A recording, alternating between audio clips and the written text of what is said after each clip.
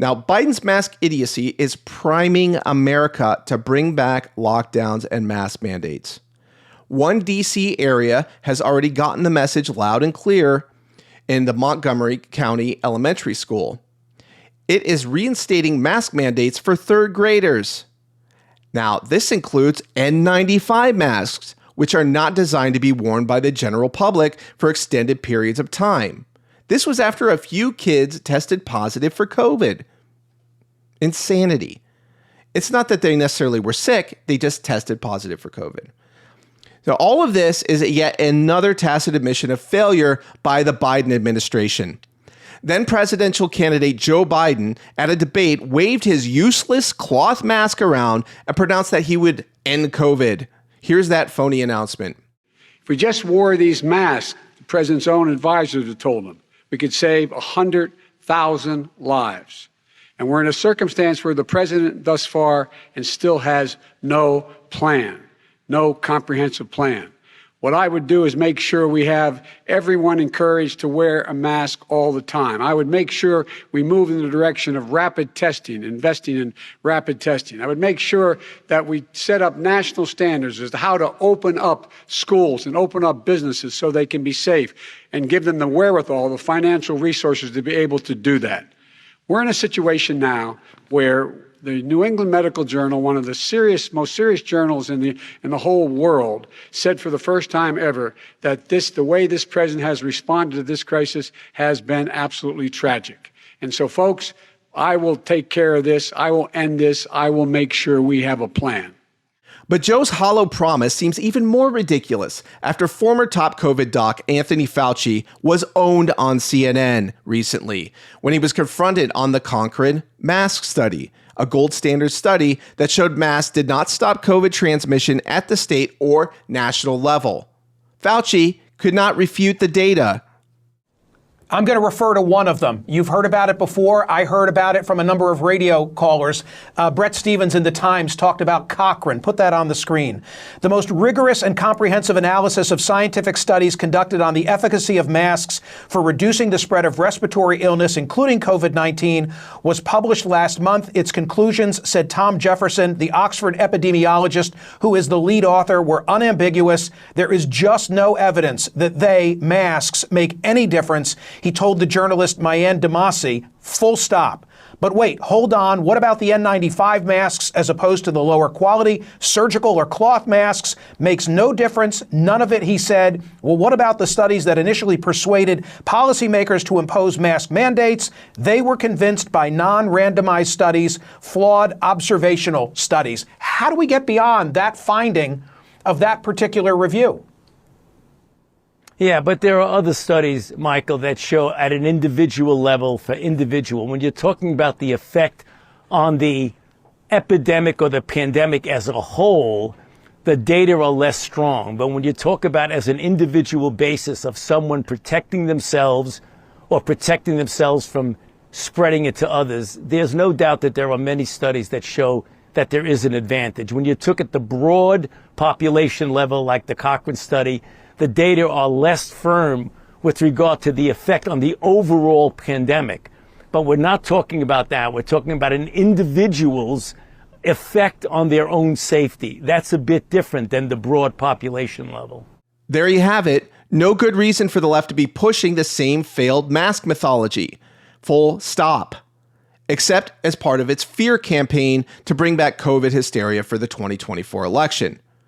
That may be also why they started to bring back BLM marches, as they did this weekend. It all revolved around the shooting of Takia Young. Here are a few things about that because we're talking about another race hoax, by all appearances.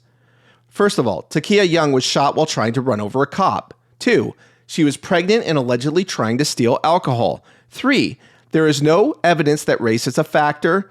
4, nobody ever said black lives don't matter. 5, BLM is a grifter organization that has scammed donors out of millions. 6, BLM pulls this every time the Dems need a race distraction. Kamala Harris has even turned to race baiting over the Maui wildfires, claiming that emergency funds should be based on racial equity, a view that has been smacked down in court repeatedly.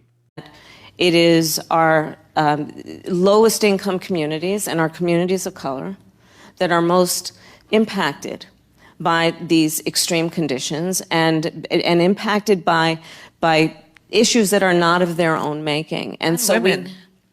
Absolutely. And so we have to address this in a way that is about giving resources based on equity, understanding that we fight for equality, but we also need to fight for equity, understanding not everyone starts out at the same place. And if we want people to be in an equal place, sometimes we have to take into account those disparities and do that work. So about Kamala Harris's statement on equity, it is racist to appropriate funding based on race. Her argument is that the blacks de facto constitute an underclass in America. The Marxist left has reappropriated the class warfare of Marx and turned it into racial warfare in the United States. So instead of the proletariat, the Democratic Party treats blacks and other people of color as their preferred underclass. So the Democratic Party is trying to recreate the revolutionary conditions that Marxists believe would give rise to the working class overthrowing the capitalist system and seizing the means of production. Now, in this case, Kamala Harris is talking about presiding over an underclass of all Americans underneath the state, underneath the government that she is a part of. She is herself a person of color. Now, she's mostly Indian, but she is a person of color according to the left's terminology. But here she is, the vice president of the United States, and she's talking about equity. Nobody stopped her from becoming vice president. Nobody stopped Barack Obama from becoming president of the United States. Nobody stopped Clarence Thomas from becoming a Supreme Court justice. So there's obviously a more complicated explanation for why there's a disparity in outcomes in the United States. Race is not necessarily the best explanation for all of this. Sometimes family structure, if people come from two-parent homes, is a very strong indicator. That's one reason you see black homes have been torn apart over the last 60 years since the Great Society programs of LBJ.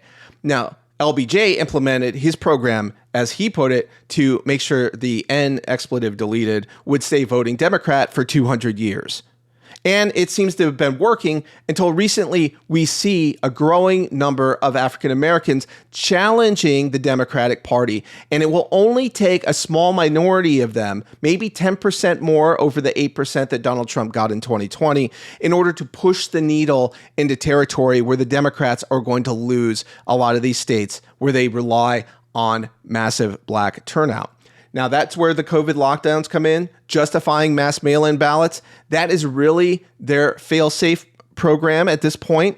So if you really want to stop the left, there needs to be lawsuits to stop these mass mail-in ballots. They have, and especially in Republican-controlled state legislatures. They have to be preemptive this time and get out in front of the left's effort. They cannot afford to be reactive like they were in the lead up to the 2020 election, when state legislatures should have been starting to prepare for the left going after the elections in the way that they did. They need to have been stopping Zuckerberg boxes. They should have been limiting drop boxes and having insisting on clear chain of custody to make sure that illegal votes aren't cast in elections without proper documentation. So all of these things need to be done ahead of the 2024 election. The Republican Party cannot be reactive this time. They need to go ahead and just push for election integrity with everything they've got now and predict what the left is going to do, because they are not prepared to watch Donald Trump become president of the United States again. We've already seen 4 indictments. This is a clear case of election interference. If you look at the great majority of these cases, the one that might have some merit is the classified documents case, but the sitting president, Joe Biden's, his documents case is much worse than former President Donald Trump's. And Hillary Clinton, of course, skated scot-free for her insecure transmission and retention of classified documents. So, Republican Party, where are you? Do something. We don't need more subpoenas. We don't need more talk. We don't need more hearings. We don't need more investigations. You need to get off your keister and go do some action. Put through some legislation in these states where you have Republican-controlled legislatures. start indicting the low-hanging fruit, Merrick Garland, Attorney General. You can even get independent and left-leaning people to agree that Attorney General Merrick Garland has abused his office for political reasons. You have Department of Homeland Security Secretary Alejandro Mayorkas, who has done nothing but defy the immigration laws that he is bound to defend as part of his constitutional oath. These laws are on the books. They're in the legislature. They're not being defended. Why? And if he's not doing it, then it's dereliction of duty. He needs to be removed from office. So you can save Joe Biden for last, or you can just not even target him at all, because Donald Trump is running even with Joe Biden right now. And there may be no reason to go after the weak horse. But you can expose him and drag him, and it certainly run an impeachment inquiry on him yesterday. There's nothing to wait for. The smoking gun evidence is already there that Hunter Biden was engaged in these schemes with all these shell companies and bank statements and witness testimony and FBI documents. There is evidence there. You don't need any more evidence. The left had less evidence when they went after Trump over a phone call and for giving a speech that was common political fare on January 6th and for legally contesting the election.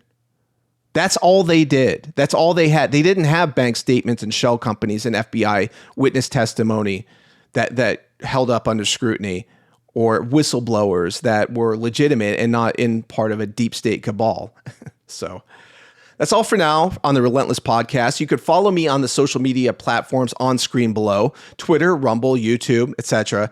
And until next time, stay relentless about your freedom, America.